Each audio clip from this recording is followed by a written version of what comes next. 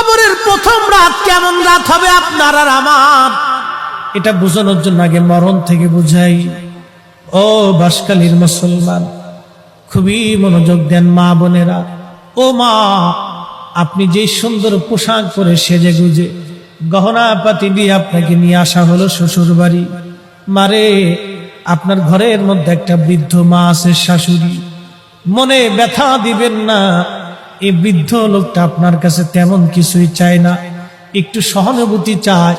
বিনিময়ে আপনার স্বামীর জন্য সে 40টা বছর পরিশ্রম করেছে।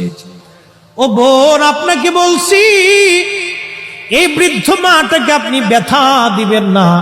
এই বৃদ্ধ মাটা আপনার স্বামীর পিছনে 40 বছর পরিশ্রম করেছে।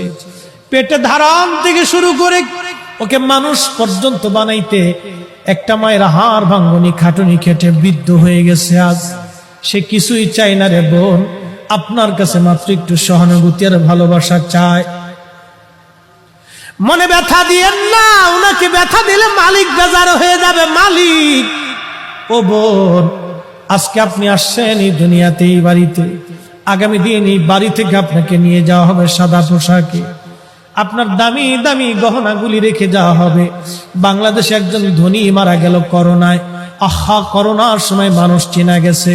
একজন ধনী করোনার সময় মারা গেল। এই ধনী যখন করোনায় মারা গেল, মারা যাওয়ার সময় সে কয়েক হাজার কোটি টাকার সম্পদ রেখে গেছে। 1 টাকা 2 টাকা না, কয়েক হাজার কোটি টাকা। একজন ধনী মারা গেল 80,000 কোটি টাকা রেখে। 80,000 কোটি টাকা।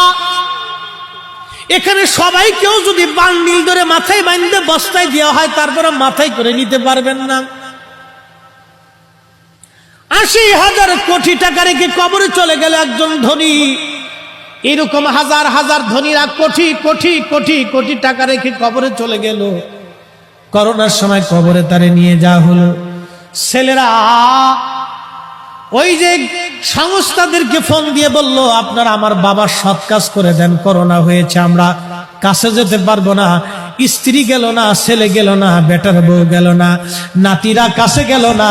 তার মানে তার জীবনটাই 16 আনার 16 আনা বৃথা হয়ে গেল। তার জীবনের 4 পয়সাও কোনো দাম নাই। কথা কোন ঠিক কিনা? এই মরণের যন্ত্রণাটা কেমন ভয়াবহ, আপনাকে এই মরণের যন্ত্রণাটা বুঝাই।